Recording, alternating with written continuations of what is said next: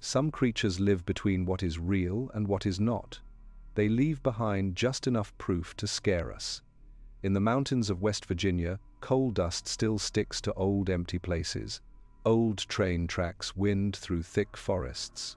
People who live there talk about something strange. They saw a tall thing with pale, see-through skin. Its eyes shine like glass in the dark. The worst part is what they all say. This thing has no head. Where a head should be, there is just smooth skin. But somehow, those bright, scary eyes are still there. The thing people call the Grafton Monster has walked these hills for many years. It shows up without warning on empty roads. Then it disappears into the dark before anyone can understand what they saw. Other strange creatures become stories that bring tourists. But this thing seems to hide from people. It only appears for a short time. Then it goes back into the shadows of the most lonely parts of the mountains. Grafton, West Virginia, sits in Taylor County. The Tygart Valley River flows between hills covered with trees and old empty factories. In the 1960s, this town was still getting better after the railroad business went away. Families lived far apart on country land. Narrow mountain roads connected them. Being so far from other places once kept these people safe. But it also made them easy targets for meetings with things that wanted to stay hidden. Native American tribes lived in the Tygart Valley for thousands of years. This was before white people came here. The people knew these forests very well, but even their old stories talked carefully about some places. These were spots where the woods felt wrong. They talked about places where animals would not eat grass. Even the bravest hunters would not go there after dark. Coal companies and railroad owners cut through these mountains in the late 1800s. They brought big changes that spread through the valleys. Old forests were cut down, streams were moved. The whole land was changed to help business. Some local people think this mess woke up things. These things had been sleeping under the mountain dirt for a long time. By the 1960s, Grafton had become a quiet place. The Baltimore and Ohio Railroad still gave jobs to many people. But fewer people lived in the town. Young people left to find work in bigger cities. The people who stayed learned to know their area very well. This made their later meetings with impossible things much more believable. The creature first got attention from everyone in June 1964, but people who lived there would later remember earlier times they had forgotten about or kept secret. Robert Cockrell was driving home from work on Riverside Drive. Something amazing stepped into his headlight beams. Cockrell worked as a reporter for the Grafton Sentinel. This made his story more believable right away. Other people who saw things often were not believed. What Cockrell saw was hard to describe. A huge figure stood still in the road ahead, maybe 8 or 9 feet tall. Its skin looked almost white in the car's headlights. The texture looked smooth but also not natural. The creature's arms hung at its sides.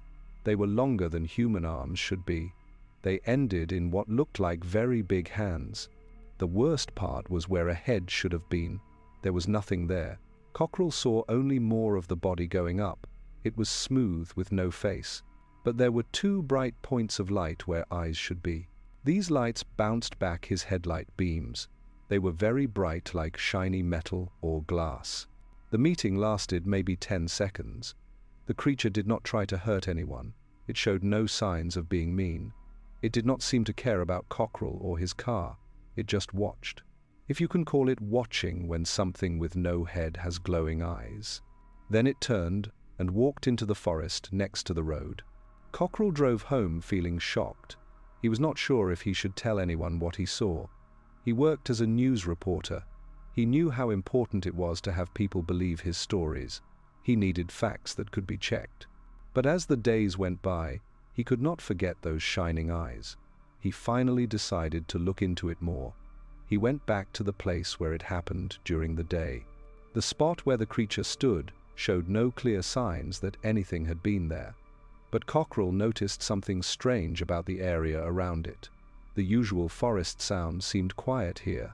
Local animals seemed to stay away from this part of the road. Even more interesting, He found out that several other people had seen similar things, but they had chosen to stay quiet about it. Cockrell decided to write his story in the Grafton Sentinel. This was the start of the Grafton Monster becoming known by everyone, but this also meant that other people who saw it later would think about his story first. This might have changed how they understood what they saw. Margaret Foster lived alone in a small house on Riverside Drive. It was about 2 miles from where Cockrell saw the creature. In August 1964, just months after the reporter's sighting, she had her own scary meeting with the unknown. Foster had lived in the area for nearly 30 years. She knew all the local animals well. This included the black bears and mountain lions that sometimes came down from higher up in the mountains. On a warm evening in late August, Foster went onto her back porch. She wanted to bring in clothes she had hung out to dry. The moon was almost full. It gave enough light to work without turning on the porch lamp. As she reached for a bedsheet, she saw something move from the corner of her eye. She looked toward the trees at the back of her land. A tall figure stood at the edge of the woods, maybe 50 yards from her porch. Even in the dim moonlight, Foster could tell this was not a normal animal. The creature stood up on 2 legs. It had a shape that was almost human, but somehow wrong. Its arms seemed too long, its body was too wide. Where she expected to see a head against the sky, there was only smooth shoulders going up. Foster later told her neighbors she was not scared at first. The creature did not make any mean moves.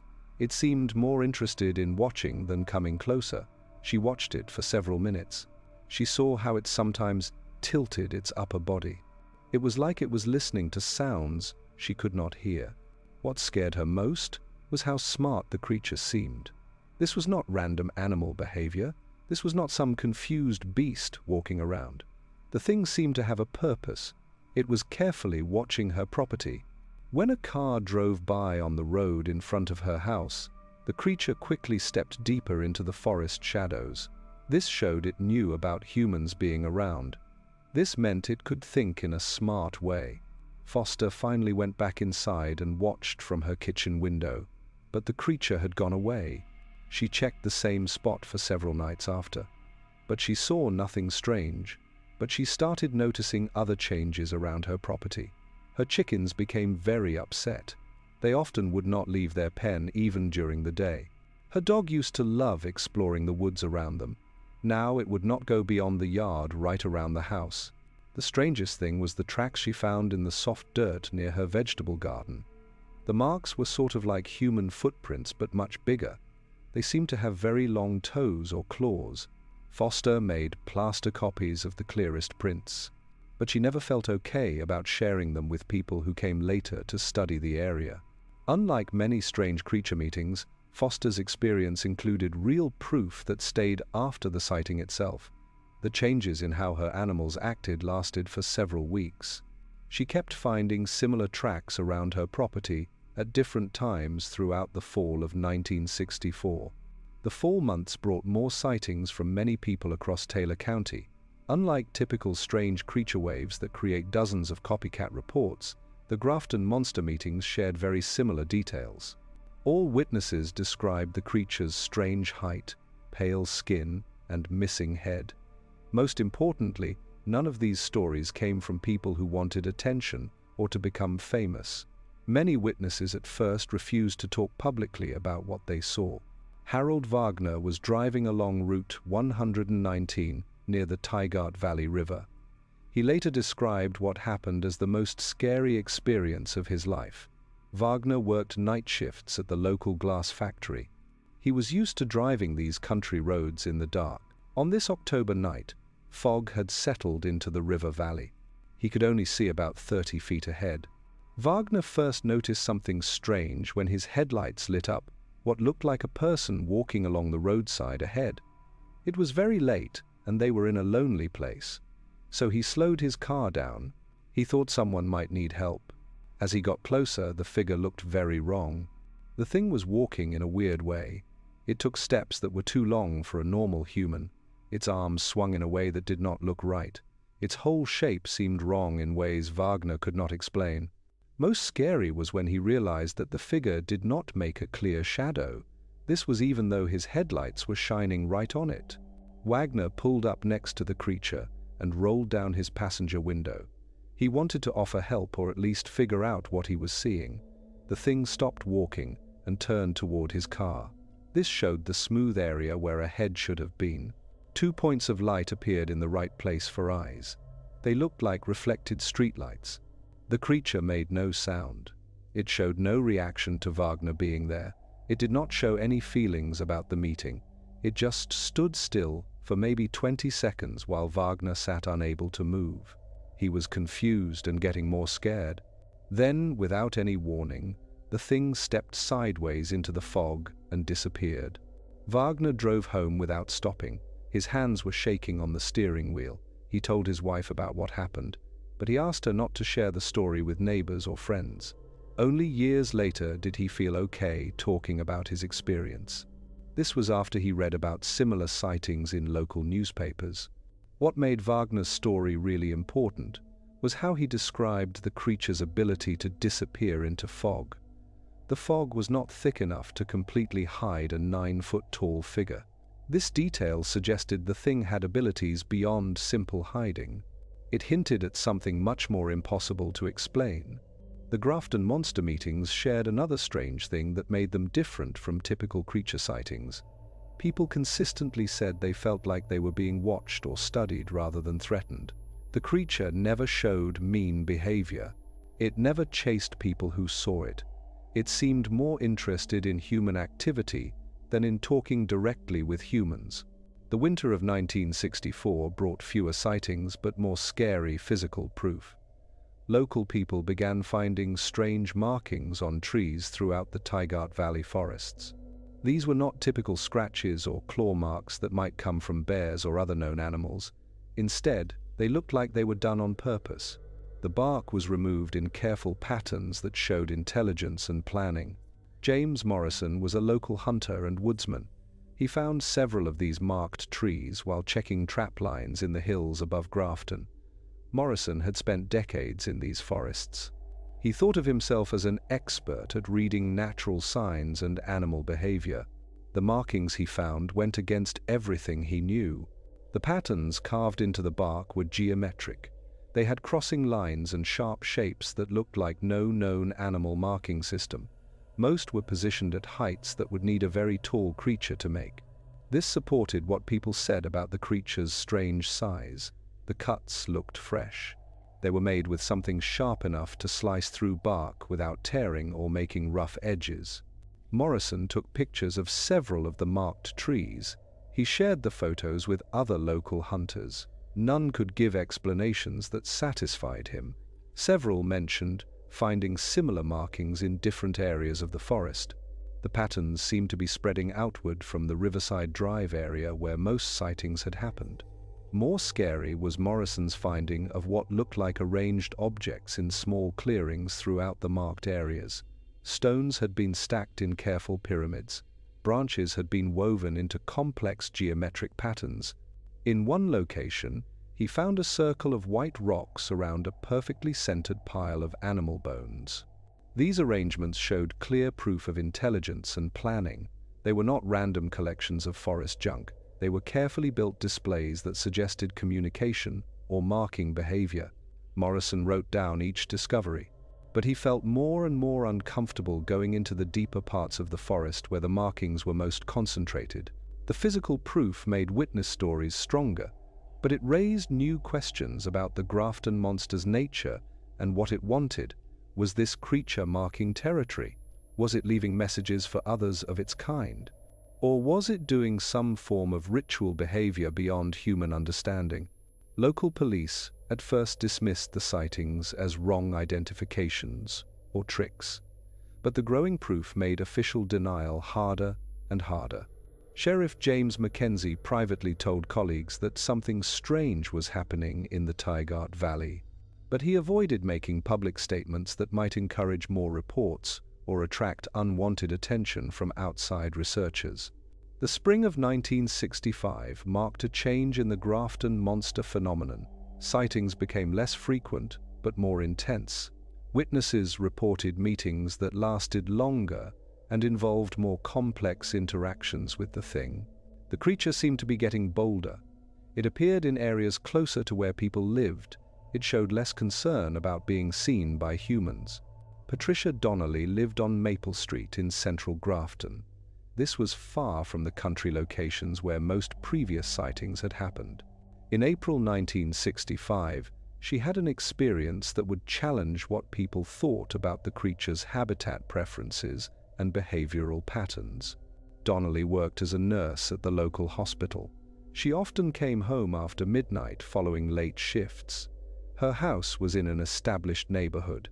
There were streetlights and nearby houses that should have kept away wildlife or other unwelcome creatures. On a clear April night, Donnelly parked in her driveway and noticed something strange in her backyard. A tall, pale figure stood still beside the large oak tree that took up most of her rear property line. The creature was partly lit by light from her neighbor's back porch.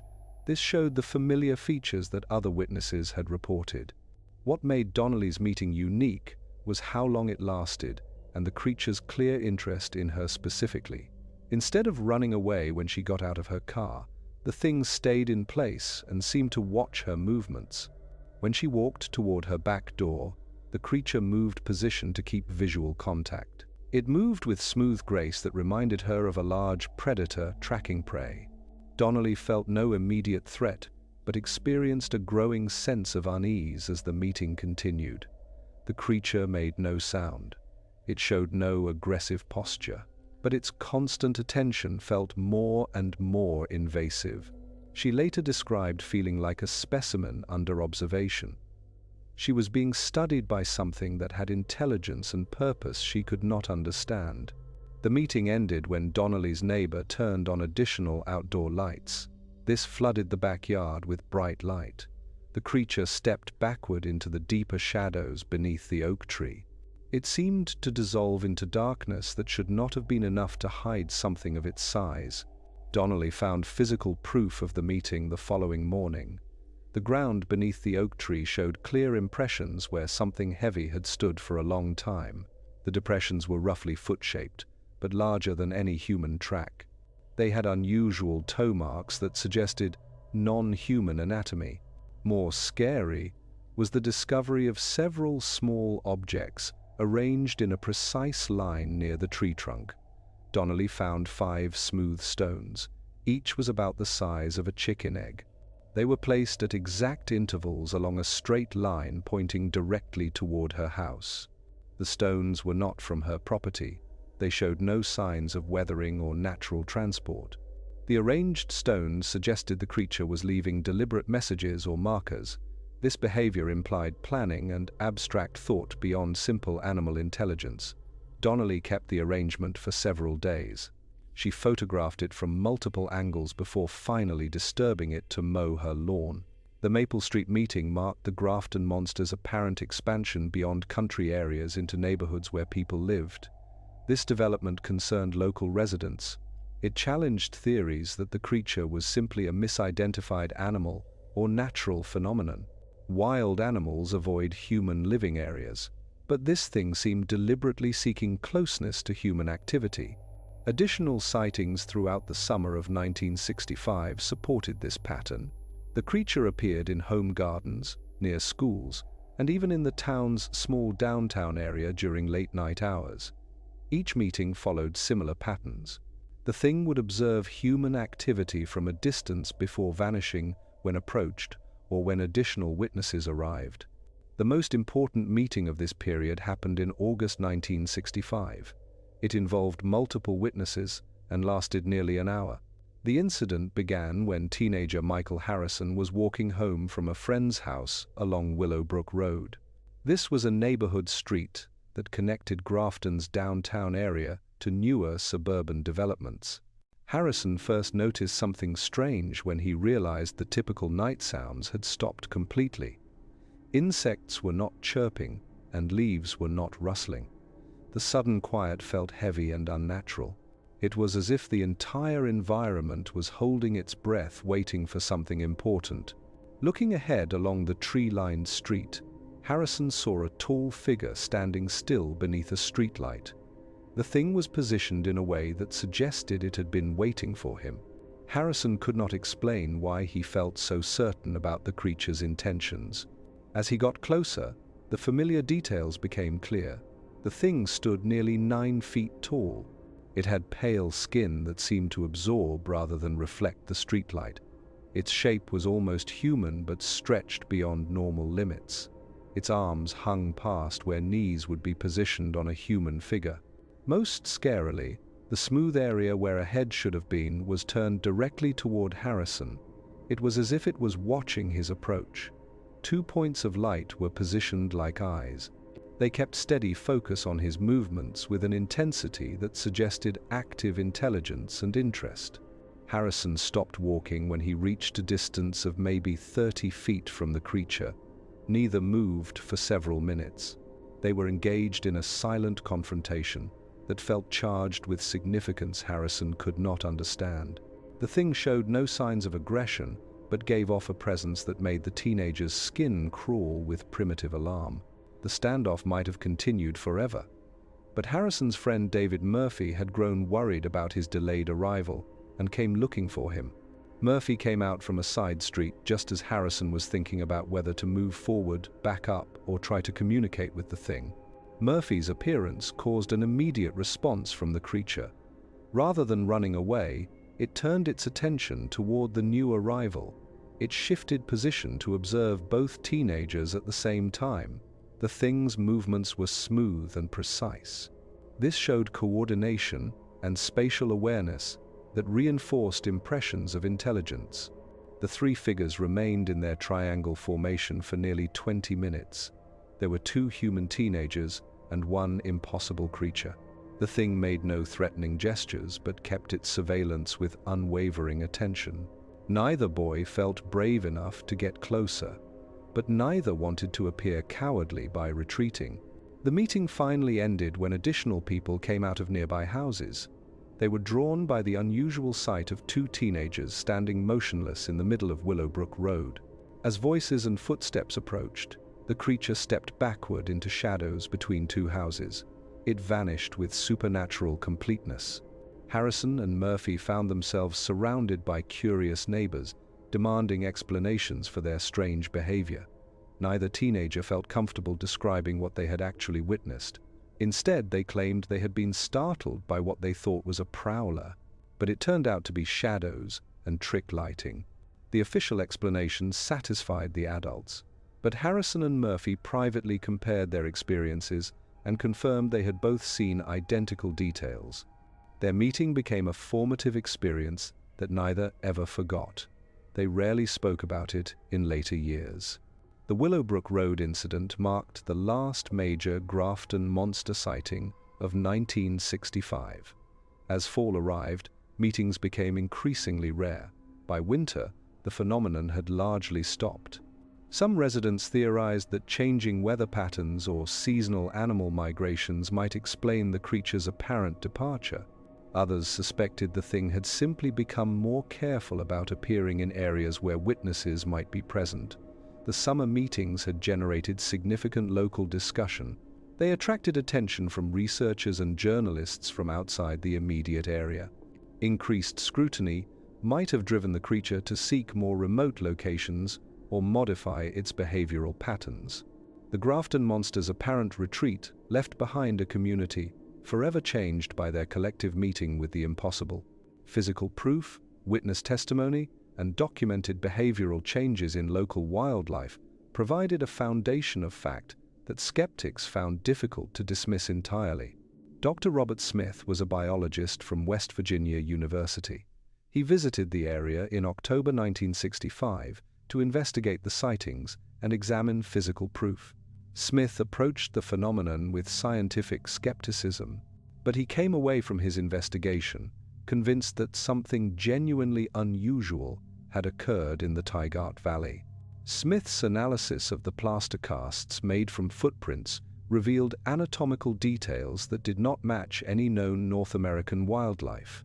The tracks showed evidence of walking on 2 legs, but they had foot structure that was very different from human anatomy. Most interesting were the toe impressions. These suggested digits that were longer and more flexible than human toes. The arranged objects and tree markings also went against conventional explanations. Smith's examination revealed that the bark carvings had been made with tools or claws, sharper and more precise than anything possessed by known animals in the region. The geometric patterns showed sophistication that implied abstract thinking and symbolic communication capabilities. Most compelling was Smith's documentation of ongoing environmental changes in areas where sightings had been concentrated. Wildlife behavior patterns had shifted permanently. Many species were avoiding locations they had previously frequented. Even domestic animals continued to show stress responses when brought near meeting sites months after the last reported sightings.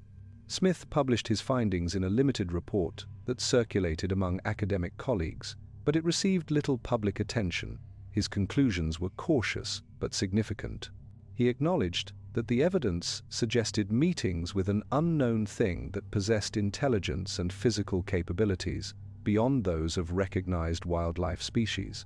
The scientific validation provided by Smith's investigation lent credibility to witness accounts. It helped establish the Grafton Monster as a legitimate subject for serious research rather than mere folklore or hoax material. Sporadic sightings continued throughout the late 1960s and early 1970s, but they happened with less frequency and intensity than the 1964 to 1965 period. The creature seemed to have learned caution from its earlier meetings. It appeared only briefly and in locations where discovery was unlikely. Local residents developed an informal early warning system. They shared information about unusual animal behavior or environmental changes that might indicate the thing's presence in specific areas. Parents warned children to avoid certain parts of the forest. Hunters learned to recognize the subtle signs that suggested they were not alone in the woods. The Grafton Monster had become part of the community's collective consciousness. It was a presence that was acknowledged without being fully understood. Unlike typical folklore that grows more elaborate and fantastic over time, the creature's legend remained remarkably consistent. New accounts matched the details established in the earliest sightings. This consistency suggested ongoing meetings with an actual thing rather than the evolution of myth or urban legend. Witnesses continued to describe the same physical characteristics, behavioral patterns, and environmental effects that had been documented during the phenomenon's peak period. The creature's apparent intelligence and adaptability raised questions about its origins and intentions that researchers found impossible to answer definitively. Was this an unknown species that had somehow avoided scientific classification? A survivor from an earlier geological period that had persisted in the isolated mountain forests? Or something even stranger that defied conventional biological categories? Modern investigations into the Grafton Monster phenomenon have benefited from improved technology and more sophisticated research methods. Trail cameras, audio recording equipment, and other electronic monitoring systems have been deployed throughout the Tygart Valley region, but they have had limited success in documenting the thing directly. Several research teams have reported equipment failures and battery problems in areas where historical sightings occurred. This suggests possible electromagnetic interference from unknown sources. These technical difficulties have prevented the collection of definitive photographic or video evidence, but they have provided additional data points that support witness accounts of unusual environmental effects. DNA analysis of hair and tissue samples collected from meeting sites has yielded inconclusive results. Most samples proved to belong to known animal species or showed too much degradation for accurate identification. However, a small number of samples have produced genetic sequences that do not match any catalogued species in existing databases. The most recent confirmed sighting occurred in March 2018. Park ranger Lisa Morrison encountered a tall, pale figure while conducting a routine patrol near the Tygart Valley River. Morrison's account matched historical descriptions with remarkable precision. This suggested the thing's appearance and behavior have remained consistent over more than 50 years. Morrison's meeting was brief but well documented. The ranger immediately reported the incident and provided detailed written testimony. Her professional training and experience with local wildlife lent additional credibility to her account. It described the same headless, oversized figure that had terrified residents in the 1960s.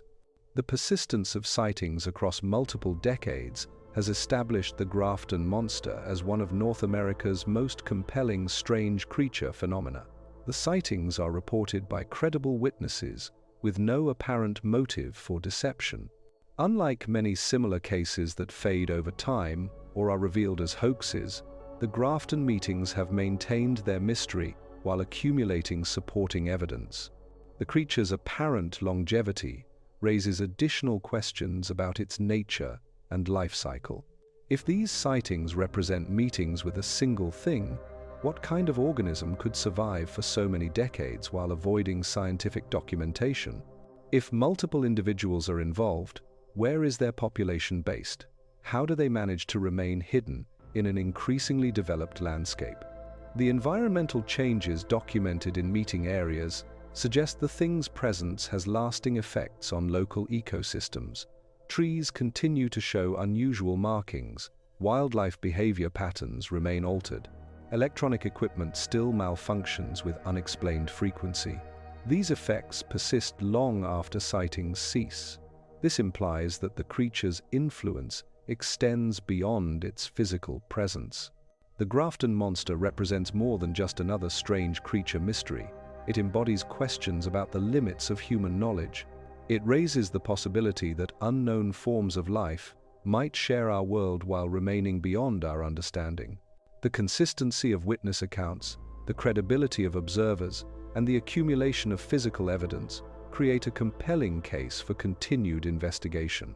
Whether the thing represents an undiscovered species, a visitor from elsewhere, or something even more extraordinary, its presence in the mountain forests continues to challenge our assumptions about the natural world.